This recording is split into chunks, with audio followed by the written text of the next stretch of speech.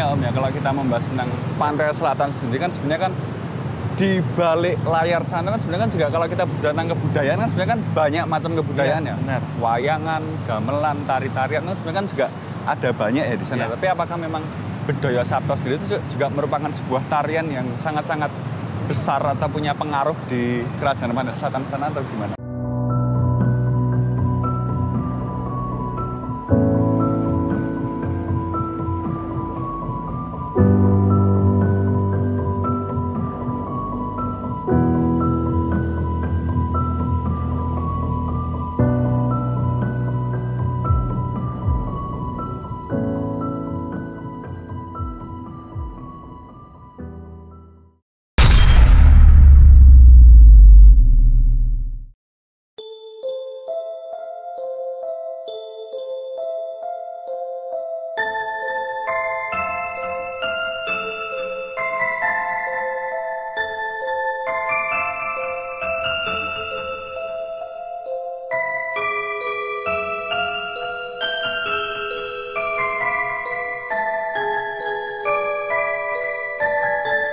Halo Sobat Javaninga dimanapun kalian berada.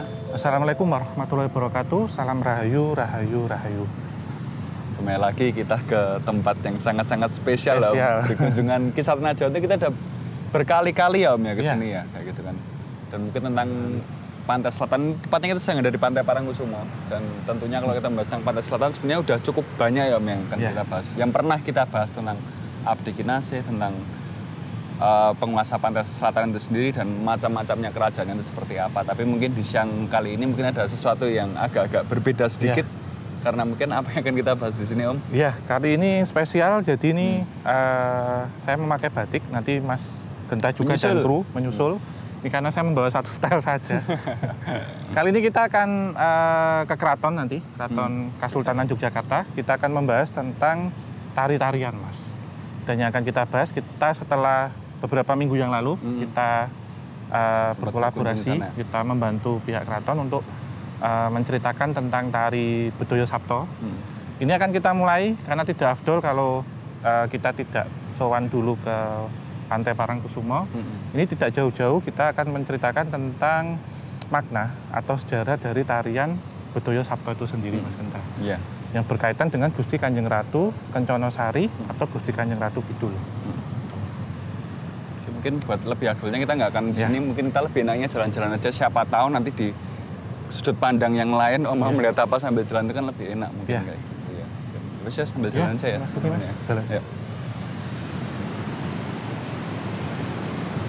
Jadi kalau tentang tarian Bedoyo Sapto itu sendiri sebenarnya apa hubungannya dengan yang ada di Pantai Selatan ini sebenarnya apa Om?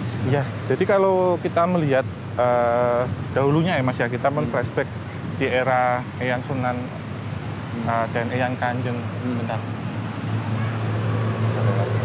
Iklan natural.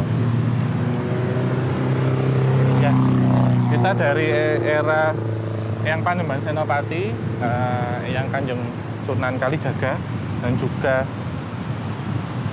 Eyang Sultan Agung, itu memang di sini ada hubungannya, hubungan secara batin ya.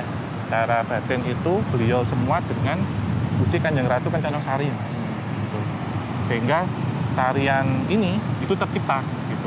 Jadi bentuk dari rasa cinta, rasa memelihara dan juga rasa kinasih dari beliau yang ada di Keraton Laut Kidul itu dengan para pengageng ataupun para pemimpin raja-raja di bumi Mataram ini.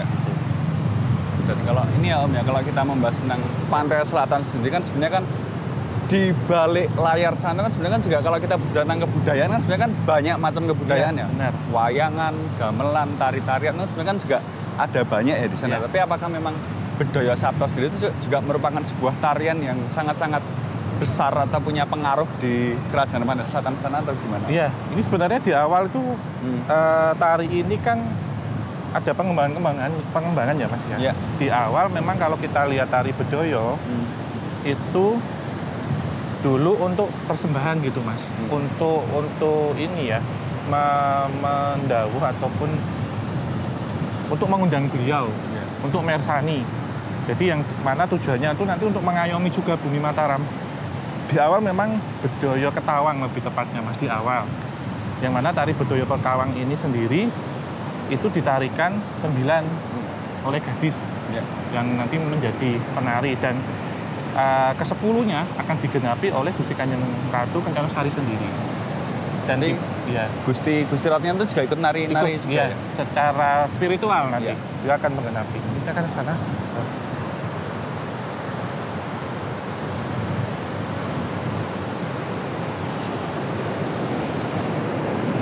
Sekarang dikasih pohon-pohon kan? Iya, agak ke sana aja, Pak. Iya, ke sini.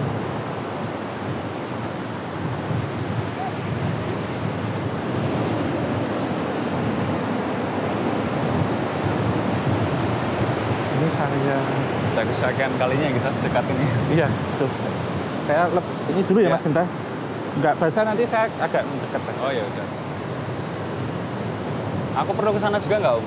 Boleh, tapi kita membalik saja nanti. Biar tidak basah.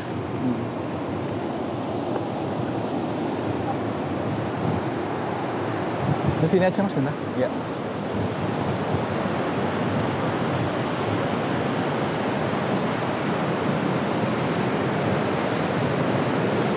Pantai Selatan. Iya. Jegur. Kita dari sini aja. Di sini aja Mas Benda. Oke. Lanjut pembahasan lagi atau kamu mau mengucapkan hatur-hatur? Iya, Kak. Izin dulu.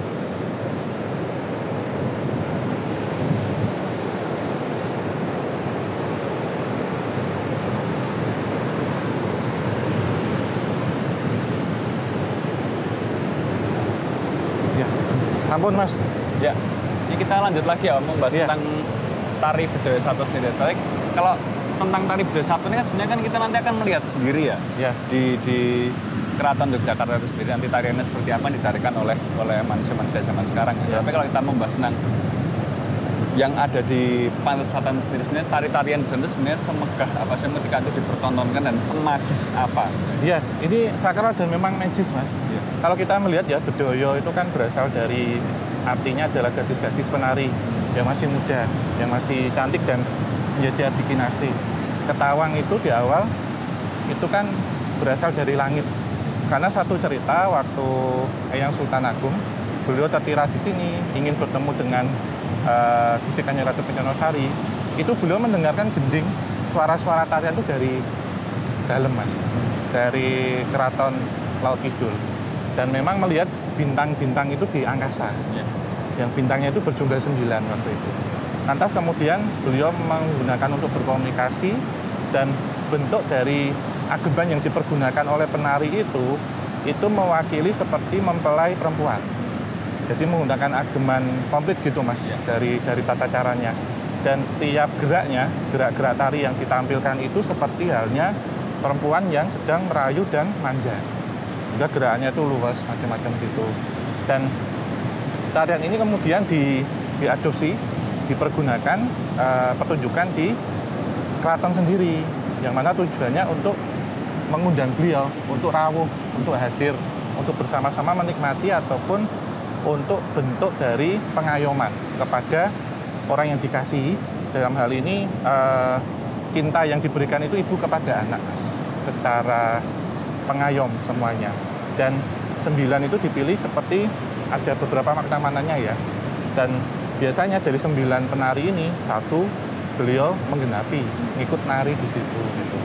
Tapi kisah yang dibawa dalam tarian ini sekarang itu apakah hampir sama dengan kisah aslinya itu dari makna dari tari Bedoyo Sabto itu sendiri, itu apakah memang masih sama atau gimana? Sama, atau memang ada improvisasi sedikit? Ada improvisasi dari semula yang ditarikan oleh 9 penari di Bedoyo Sabto, seperti dengan namanya memang Sabto itu 7. Jadi sekarang 7 penari.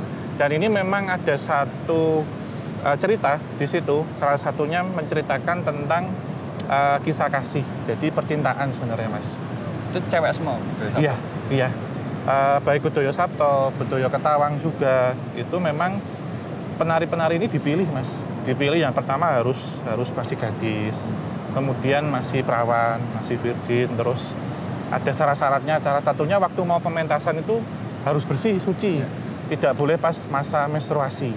Dan ketika menstruasi memang harus ada satu ritual, itu izin ke Kanjeng Ratu dahulu gitu. Karena secara aura nanti saat peragaan, saat perform, itu beliau-beliau yang ada di sini, abdi-abdi pinasinya akan membantu masuk.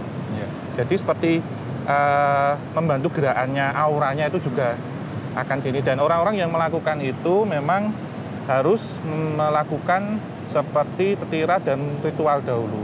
Seperti puasa mutih juga, Mas. Mandi kembang, jadi ada prosesi-prosesi doanya juga yang panjang. Gitu. Dan harus memiliki ketahanan fisik, karena harus menari 2-3 jam.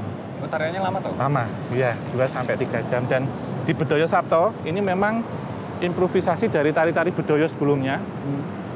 Ini memang menggambarkan cerita di masa dahulunya. Jadi di masa Eyang Sultan Agung juga, itu mengisahkan tentang abdi kinasi beliau. Jadi ada 2 tumenggung ya, Mas ya. Yang di sini itu beliau diminta waktu itu untuk menancapkan patok-patok perbatasan antara Kerajaan Mataram dengan Tatar Pasundan. Tetapi di tengah jalan, salah satunya yaitu Ki Tumenggung Nirboyo, itu beliau terpikat dengan salah seorang putri Pasundan. Tapi putri di sini adalah putri dari bangsa Gaib, Malukastra. Jadi hampir sama seperti Cinta Dua Dunia. Jadi seperti sama dengan waktu Eyang Panembahan Senopati dengan Eyang Sultan Agung, itu juga ada hubungan secara batin asmara dengan Gusti Kanjeng Ratu Kidul gitu. Tapi kalau kita membahas tentang tari Bedoyo Sabto itu sendiri, apakah tarian ini memang dari lama itu sudah ada atau memang baru-baru ini aja dibentukkan? Baru-baru ini mungkin ya puluhan tahun yang lalu, atau memang sudah ratusan tahun lamanya biasanya? Ini sudah ratusan tahun, Mas. Iya, bahkan sejak era Eyang Panembahan Senopati. Dan ini kemudian tertuang dalam beberapa serat ya, yang menceritakan tadi Ki Tumenggung Lirboyo itu dari tarian ini kemudian dibikin satu pesan, makna tentang percintaan contohnya. Dan nanti akan kita bahas lebih detail waktu kita di keraton. Dan ini memang berpesan, istilahnya di tari Bedoyo Sabto ini memberikan kesan kepada kita, kalau kita jatuh cinta itu jangan kesusu naruh hati dulu gitu. Karena kita tidak tahu yang kita cintai ini siapa. Sehingga di sini memang ada pengorbanan, dan dalam tarian ini memang dipesankan banyak hal. Salah satunya tentang perempuan yang halus, kemudian yang penuh cinta kasih, yang merayu, yang kemudian geraknya manja. Dan dalam geraknya yang memutar itu juga seperti orang ini, Mas, menanam padi, karena mengaitkan kita semua dengan agraria atau pertanian. Jadi banyak ininya, susunan-susunannya juga. Ini juga secara penjelasannya mungkin agak sedikit eksplisit, mungkin untuk menjelaskan bahwasanya sebenarnya yang di pantai selatan tuh nggak sejahat yang kalian kira. Biasanya kan orang-orang selalu menganggap Nyi Roro Kidul dan penguasa pantai selatan kan jahat-jahat, tentunya enggak. Mereka juga masih peduli, terutama dengan culture di budaya Jawa sendiri, mereka masih peduli ya. Ya masih banyak sih, Mas, sebenarnya ini. Dan memang tadi Bedoyo itu ada banyak ya, Mas ya, ada Bedoro Ketawang yang setelah perjanjian Giyanti itu kemudian ada di Keraton Kasunanan Surakarta. Karena tarian ini sangat sakral dan dipergunakan biasanya dipertunjukkan itu waktu penobatan atau kenaikan tahta dari raja gitu, Mas. Jadi mungkin sekilas ya, Mas, sejarah di pantai selatan ini sendiri, mungkin kamu ada mau melakukan apa lagi? Iya, ini memang bertepatan besok ya, di Keraton juga ada Uyon-Uyon Adiluhung. Dan beliau-beliau yang ada di sini, kemudian yang ada di Gunung Merapi, semuanya pasti akan rawuh gitu. Karena ada perform besok, dan ya alhamdulillah, Mas, kita diberikan kesempatan untuk ini. Tapi ketika besok perform tuh memang semua dari bangsa lainnya juga ikut menonton? Pasti juga, Mas. Karena ini tadi sebelum kita mulai, saya mewakili teman-teman yang ada di sini memberikan 4 penghormatan. Jadi dengan Gusti Kanjeng Ratu Kencono Sari ke selatan, kemudian ke barat, dengan daerah sana, Mas, Tatar Pasundan yang ada di mana? Di barat, di Jawa Barat. Kemudian dengan di utara dengan Gusti Kanjeng Ratu Sekar Kedaton yang ada di Merapi, dan di timur dengan Eyang Sunan Lawu. Karena beliau bisa akan datang. Kalau ke sana dengan Eyang Prabu Siliwangi.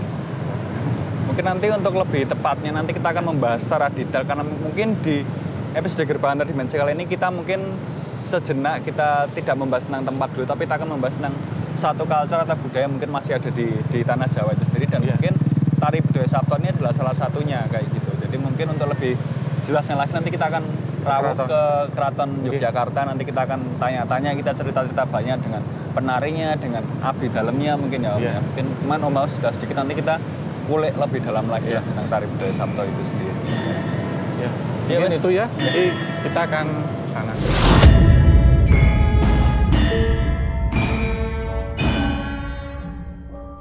Jadi mungkin di perjalanan kali ini kita akan sedikitnya banyak membahas, banyak membelajar tentang bagaimana sih sebenarnya kehidupan atau kebudayaan yang ada di sekitaran Keraton Yogyakarta itu sendiri, karena mungkin bagi sebagian banyak orang mungkin belum begitu banyak tahu ya Om.